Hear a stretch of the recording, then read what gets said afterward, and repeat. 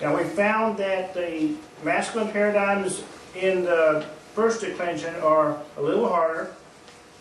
The feminine paradigms are going to look more natural because there tends to be a predominance of alphas and etas, just as in the feminines in the second declension nouns.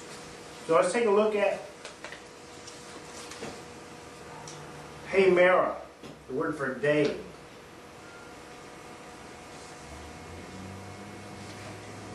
Even today, in modern Greece, they would open up the conversation with Kalimera, good day.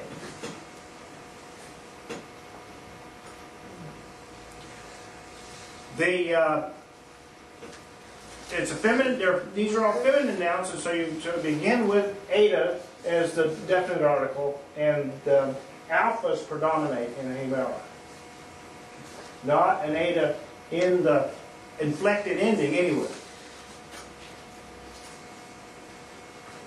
So you said, what was the meaning of Hemera? Day. Day.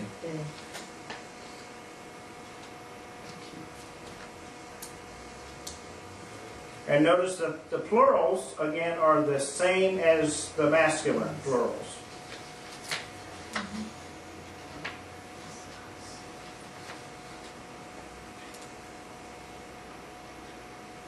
Other vocabulary words that we're going to see used from now on, because they are common in the New Testament, that are from the Hemera paradigm, are basileia. Now, we had already had basileus as a vocabulary word, the word for king. Basileia is kingdom.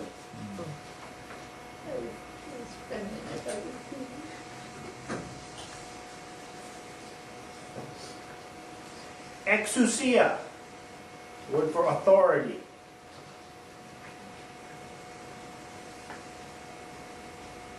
Aletheia, the word for truth. And we've already had oikia as one of our vocabularies. That's one of the words for house. Top of the second column, the word krya. That is the word for need. N-E-E-D. And can you guess what the word cardia is? Heart. That's right. Hamartia. If you're familiar with hamartiology, that's the study of sin. Well, hamartia is sin. And hora is the Greek word for hour. H-O-U-R. Oh, like order. Spanish. Yeah. And can anyone guess what ecclesia means? Yes, church. Assembly, congregation. Well,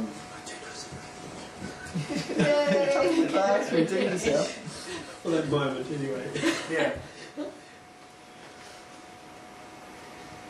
Now, there is another paradigm that also ends in alpha in the nominative, but it does have some etas in its inflection, and that is doxa. Notice what doxa does. Definite articles remain the same. These are feminine definite articles, but look at the inflections. He doxa, tes doxes, te doxe, tame doxan. And the plural endings are the same as all of the other first declension nouns. So the significance here is this alpha and this eta. In fact, the only significant change in first declension feminine nouns is this eta in the dative, singular.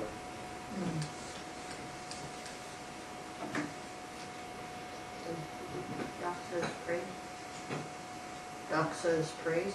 Doxa is praise. Like Sorry, glory. Glory.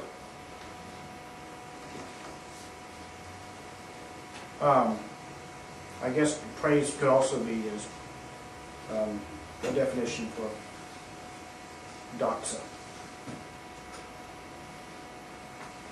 Yes.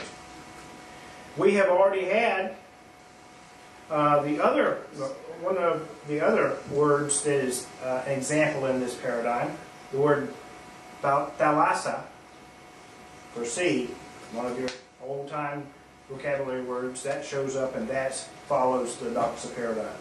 One other word of note that's found throughout the New Testament is the word glossa, and that is the word for tongue or language.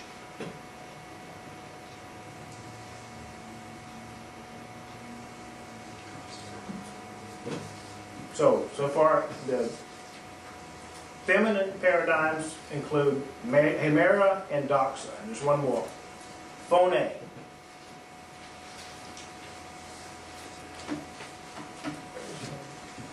Because it ends in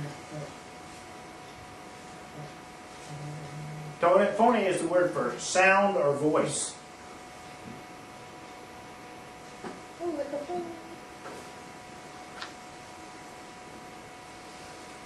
The plurals remain the same for all the paradigms in the first declension. The only change here is that both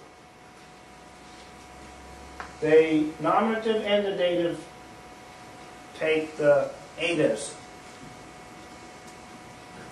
And there's no alphas in the singular inflections. So what we're seeing is patterns, and that's what we want to catch on to. And recognize that these patterns are what help us to recognize the meaning of the words, or at least how the words are formed.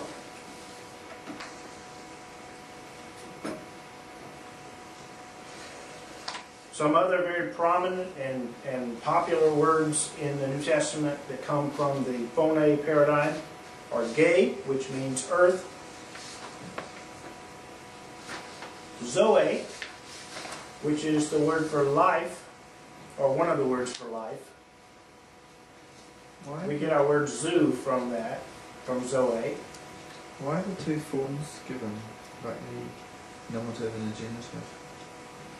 Okay, this is a practice that many of the Greek dictionaries have. They give both the nominative and the genitive forms when they're giving the definition. And that way you have a clue as to which paradigm you're following. Okay. Because if you know both the nominative and the genitive, then you can recognize the patterns that the others are going to follow. So it is a very helpful thing. Once you have memorized the basic paradigms, and then you see a new word in the dictionary, and you have both the nominative and the genitive forms, it will help you to recognize which paradigm is following. Where you have your chart near you.